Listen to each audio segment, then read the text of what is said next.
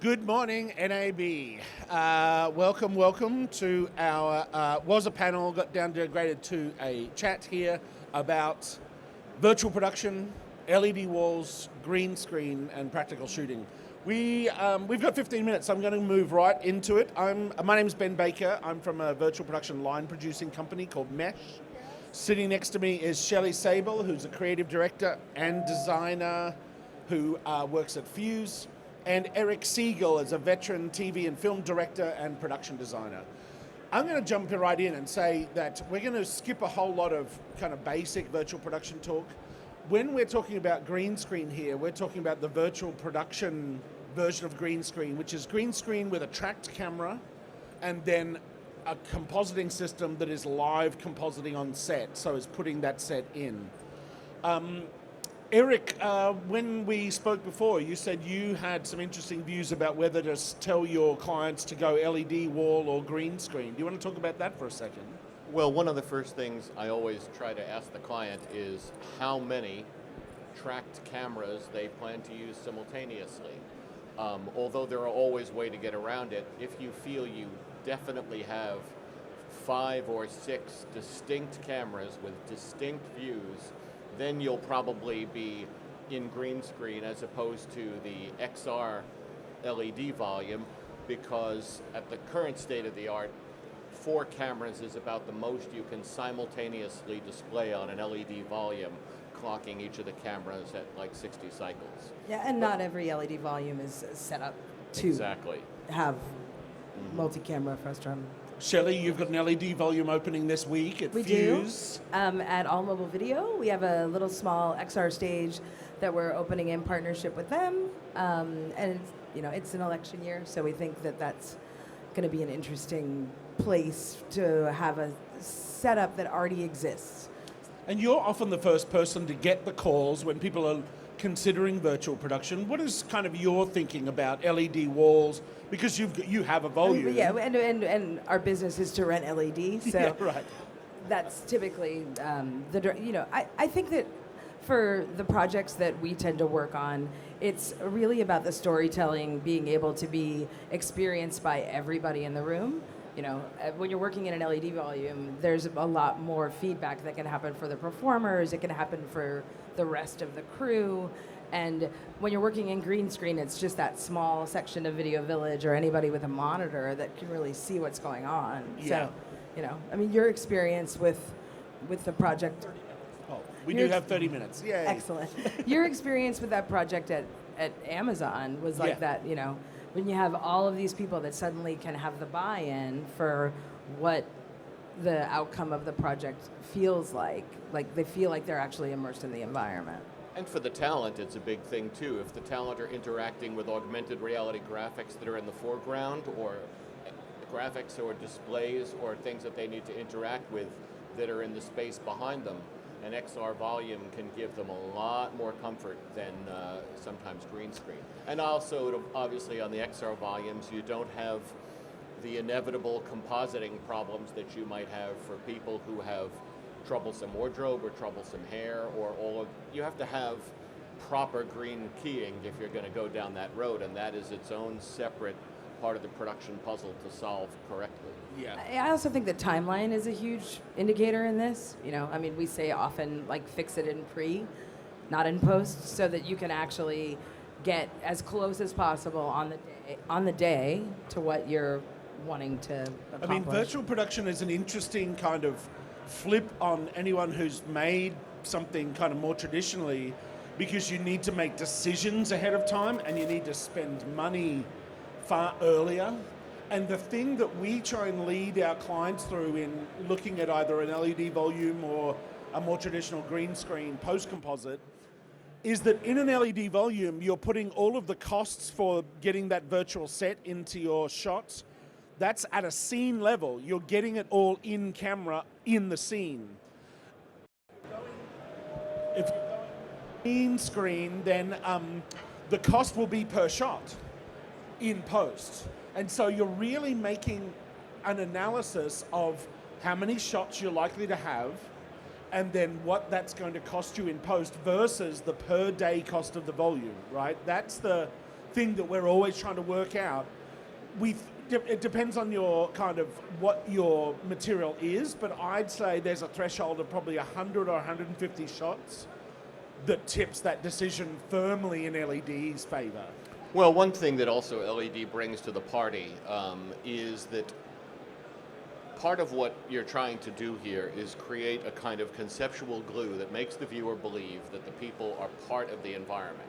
Now, when the environment itself is giving off illumination, either by itself, the direct view LEDs, or LEDs that are part of the scene that are maybe not even seen by the camera, but that are giving you illumination, that helps an enormous amount in trying to glue the talent and create that believable illusion. Because once somebody is not backlit correctly by the same light that the scene that behind them contains, that just destroys it from the beginning. But I will say that image-based lighting and some of the huge advancements that have happened with full spectrum lighting. What was the panels that I saw at your place last time? Those lights that you were testing out? Mimic? Yeah. Yeah. So KinoFlow as well as Row, and others have created lights that are full spectrum lighting, so human beings look good in comparison to the typical RGB values of an Well, LED the other wall. thing that a lot of people don't realize is that the LED wall, you will never get a shadow off that, right? It's a really diffuse light. So if you want hard lighting effects, this is what you're talking about, right, Shelley? It's that coupled with hard lights, actually, to key in. But my point is that in an argument back towards green screen, the advances in image-based lighting actually allow for you to get some of that in camera, because there is a big financial difference between the two. Yeah. And if the design requires reflections of the actual talent on the surfaces, green screen allows you to have a reflective green surface that they're working on that allows you to retain those reflections.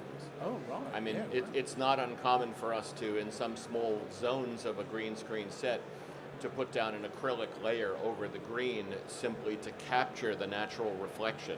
I mean, there are many systems that will take the talent's image and create its own electronic reflection. Yeah. But if you want the real reflection, you have to have a surface that is reflective. I guess I'm curious because you're a production designer. You're working in fabricating spaces for people to work in, and I'm curious if there are ever smaller sections that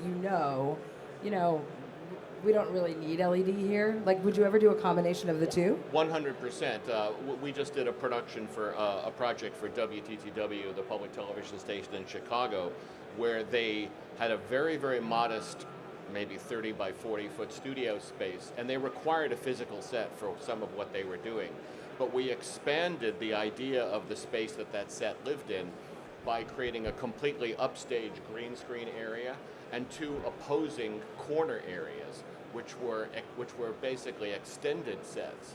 And that was a big challenge because normally you have a furniture grouping in the middle of a big green area. In this case, all of the virtual scenery had to match perfectly the materials of the physical scenery to make the illusion convincing that the space was larger than it actually is.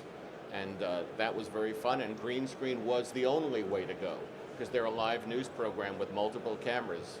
So I just got onto, and I'm doing a lot of research on this at the moment, I just got onto a kind of, can't say too much about it, but a crazy augmented reality game show. How much is augmented reality coming into the kind of broadcast realm and what you're doing? Are you seeing that at all, either of you? I mean, I think that's existed since the beginning of the XR volume. Yeah. That became, much more prevalent from the work that Fuse and XR Studios did on the Katy Perry shoot. Oh, that's right. Yeah. Foreground elements. And you're going to see that within the next 14, 18 months on all of the primary coverage, all of the election coverage. Well, it seems now with kind of LED beacon and camera technology that you can set up fairly easily and get a pretty good lock on where people are. Like, you can really do some amazing stuff that doesn't require a huge setup. And Well, I'm sorry, go ahead. No, it was just object tracking, you know. Yeah, that's right. Yeah. The ability to actually put a beacon into an object or a person and have whatever. But also the ability of the software and the systems to recognize what surface these objects are on. So you may have ABC News did a wonderful thing in concert with Astute Media and Viz, where they had large objects displayed up top. Objects came off of the large objects, lived briefly as an augmented reality key in foreground of the talent, but then at the point where they hit the LED virtual floor, submerged into the floor, and so they make a complete trip from being extended set to augmented reality object to object that submerges itself into the floor on which the talent can walk.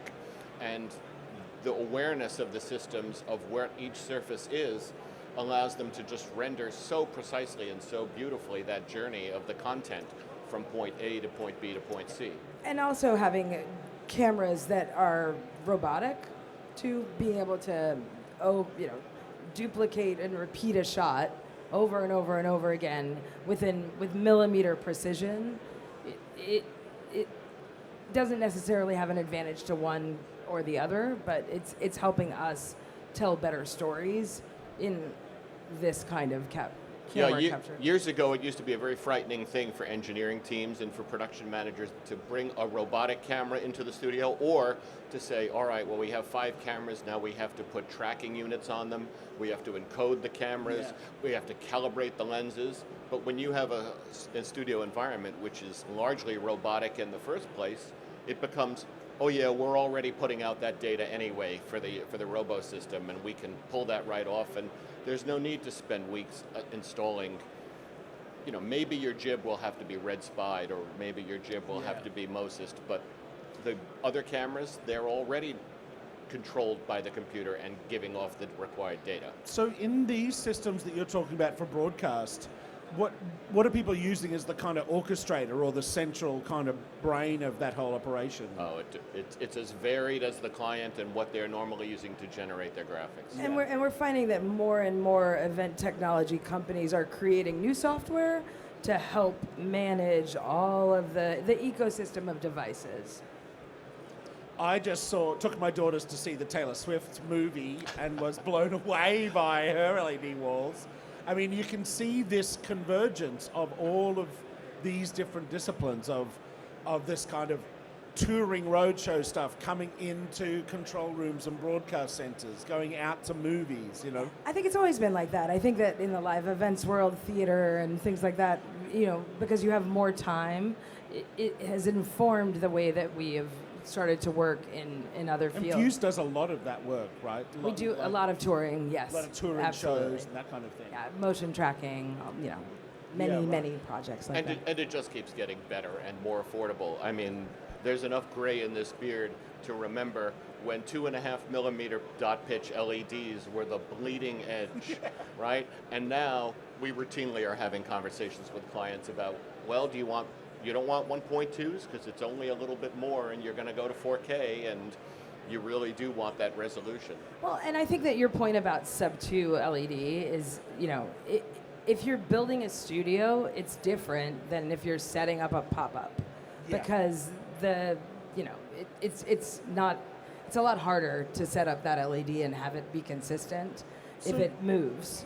Are you seeing as much pop-up business as you were doing? We're on strike, so no. Oh, right, yes, of course. Yeah. Yeah, no, I mean, if you're doing a one-off, that's the best in a lot of ways for me, because then I don't have to sit there having agonizing conversations with the client about, well, 1.5 is good this year, but but in 2 years you may decide.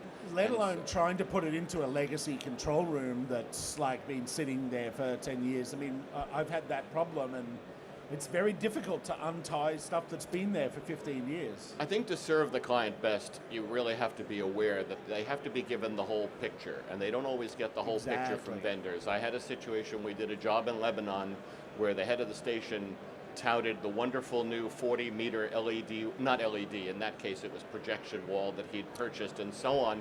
And we asked him what he was going to be feeding it with, and he said, well, we'll feed it from the control room. And I said, well, you do realize you're an SD station, and I don't know how you're going to feed a 3-meter high by 40-foot wide wall with a 720 by 480 image. And we had the very, very sad duty to inform him that another $400,000 worth of image processing gear.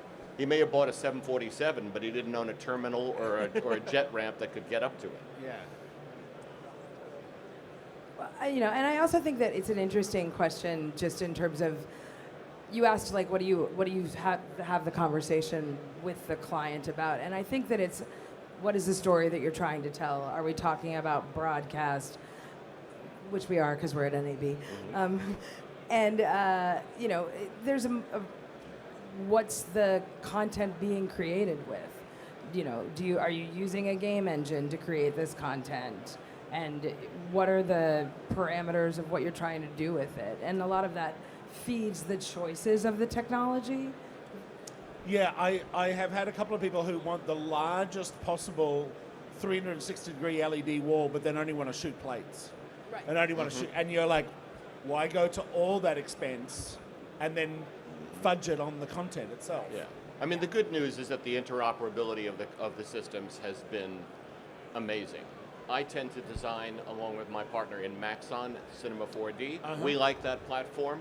It's not necessarily better or worse than some others, but we're very comfortable with it, and we find that from a presentation point of view, it helps us create realistic renderings that actually give the client a very good idea of what the final shot will look like. But now, we can send that over to Unreal, and there's excellent interchange, and it's never been easier to be able to choose your creation platform of choice and have it port into your rendering engine of necessity.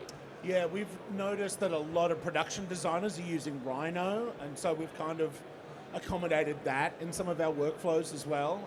But you're right, we are hitting a point now. I think, for all their ups and downs, Epic has really promoted an open architecture into Unreal, mainly because they want to be the terminating render engine as well. So they'll take everything in, and then you're seeing it go into actual architecture. My wife is a true architect, and they work in Revit, and they're starting to dip their toe in the water for visualization for clients of porting Revit models and complete building models into Unreal. I mean, it turns into a bit of an arms race when you look at another, architect who's got a full 3D model with weather simulations and things, and you're just presenting a plan on a paper.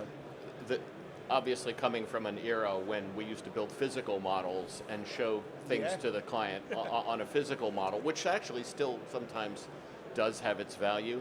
I don't think there's I think we're well past the days when you can walk into a client and not show them actual rendered visuals that look on when we show clients prior work, we're always showing them the 3D side by side with the actual shot that was achieved by the team and the lighting directors. Yeah. And there are moments, thank goodness, where they go, wait, which is the 3D again? And also the ability to previs all of this, either with glasses or goggles or whatever, or actually we've done some architectural previs on an LED stage with a floor before, so that they can understand scale a little bit with some different architecture firms. And that helps training the directors too, because directors like to crouch around, they like to look for angles in a set that you don't, and the idea that you can give a director who's ultimately, because I'm not always shooting the show I'm designing for. If it's a one-off, I might help the launch, but I'm not going to be there for the run. And so the ability to give the director the ability to find her or his own shots by just kind of darting about the actual model, I love it. Yeah, and I think that the other just point of that is that who makes the decision in this, it's often about money. It's often on the producer level, but if your project or your company is such to where you can actually have everybody at the table to ponder the benefits of either platform, I think that that's really, really helpful. I will say that whether or not you go for XR LED volumes or whether or not you go for green screen, which was kind of your initial question, It has a lot to do with the ongoing necessary personnel that are going to be there. I tend to think, and I don't know whether everybody else agrees, that once you get the LED volumes calibrated and the system is working, it doesn't always require quite as much attention as a green screen environment, which requires day in and day out careful lighting, careful attention by the video man, very careful attention by the shaders, because you can destroy a good matte setup just by bad adjustment of cameras and so on. There's probably far less that a crew needs to worry about in an LED situation because there is a team there to take care of it. There's not usually a team from the stage to take care of your green screen lighting. It doesn't fall to the video man, the poor video man, that now it's suddenly completely on his shoulders. Yeah, that's right. Yeah, I think that's true, for sure. I think that as long as you don't have to change anything. Yeah. Look, I think that it's my belief that the previs and the pre-visualization is the biggest kind of breakthrough and advance for filmmakers in all of this. And the fact that, you could pretty much literally still download Unreal Engine for nothing and do some blocking out of some figures and put an animation on them pretty easily. You could learn how to do that in an afternoon on the internet, The scalability too, is there now for both modalities. I don't know how much you find this, but we did a corporate event in Michigan for an automobile company, and as big as the XR stage was, and it was a big XR stage, they wanted bigger. And well, they're used to car shows, right? Yes, with the LED walls. And it was work, but it wasn't a no right off the bat. And the resulting LED wall that the viewer saw ended up being a combination of the physical XR wall and an extension of it that was foreground matted. And it was very lovely and very convincing, and that project worked out great. How much more time we got? Wrapping up, I think. Any last statements? Like, where do you think things are kind of going in this regard? Do you see? I think that LED is getting more affordable across the board, and so because of that, I get really excited when you can see somebody being clever with these things with like no budget, because looking towards the future, we want this to be more accessible to more people. Yeah, that's right. I think tracked green screen is going to have when people actually realize like what that entails and like how affordable that can be for the kind of, certainly for a tier 1, tier 2 that would be doing a green screen shoot anyway, but they can introduce this tracked camera element to it. I think that is going to be pretty big. Yeah, from my perspective, what I love is to see is that the delay is getting less and less and less, because when you deal with multiple mics and multiple audio sources, and the audio sources that come in that are not part of your plant, as I do a lot, like remotes and things, the trip through the system has grave consequences sometimes for whether or not you can take the shot of the person who is on remote in the wall actually speaking. And now that the processing time has gotten faster and faster, it's become much more a real-time thing where I don't have any problem cutting between the remote full, the remote in the screen, the remote from another camera, and that's been the biggest development for me is the lowering of latency. Once you lower the latency, you can accomplish a lot. Yeah, and I also think that it's really exciting to see some of these major news organizations that have put in really, really large XR stages. Yeah. And compare those with the stages that we know are green screen and try to understand, like, wait, is it green screen? Is it LED? Because sometimes I don't know. Or which part? Exactly. We've only got about 6 minutes left, but are there any questions from the audience on what we've been talking about at all? What are people trying to do that they cannot? I think sometimes their eyes are a little bit bigger than their stomach. That's where you get into trouble, is where you're trying to do more cameras than a system can accommodate, or you're trying to turn things around faster. This is the thing. We're used to sets taking sometimes months to build, but somebody just somehow expects that oh, well, we need to do a sports show as opposed to a music show on Saturday. And they expect the art department to come up with a fully visualized environment, the tracks and where the shots have been things. And that's just not giving adequate prep time. You're just setting yourself up for a failure. You're just getting out over the front of your skis, and you don't want to do that. I think to elaborate on that, I think a mistake that people make in doing this is not thinking that the prep is necessary, or that somehow the previs and the preparation take something away from them creatively, when really these aren't the kind of spaces that you would just, well, let me just say another way, it's very expensive for you to set up so a director can just walk in on the day and point a camera anywhere in a volume. That means you have had to have built a 360-degree environment around yourself to allow that to happen, and that is very expensive. It's much more economical to really plan your shots and only really build, both physically and in your virtual environment, only build what you need for the shot. Yeah, and expensive also in processing terms. That's right. Because, expensive all around. Yeah, expensive all around because, optimization, I think that's the other, in terms of planning, optimization is highly, you can't do your shoot without it, and it takes time. On the project that Shelley was talking about, we went to Amazon Volume. Before that, we were in a much smaller volume. The Amazon Volume is like 7,500 square feet within the volume. What we realized is, we've got to cover all that ground, and I had to buy 6,500 square feet of ground cover just to make that set work. And these are the things that people really don't think about in thinking, I need the most massive volume. And I would even question, how many people need a 360-degree volume?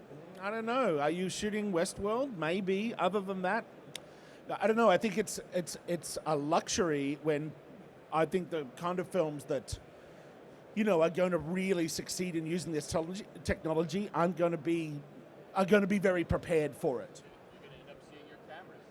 That's right. You're going to end up seeing your cameras. Yeah. But I also think what are the kids doing with TikTok, and how can they get smaller tracked systems that allow them to play with the technology? There's huge advances in camera-based tracking, in computer vision that we were talking about before. Cell phones, and then live AR compositing and all of those things.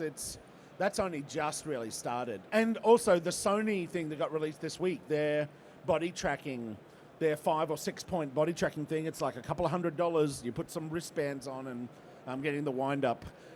I want to thank SMPTE for inviting us to come along and talk to you today. I want to thank Thomas Morrow for setting it all up.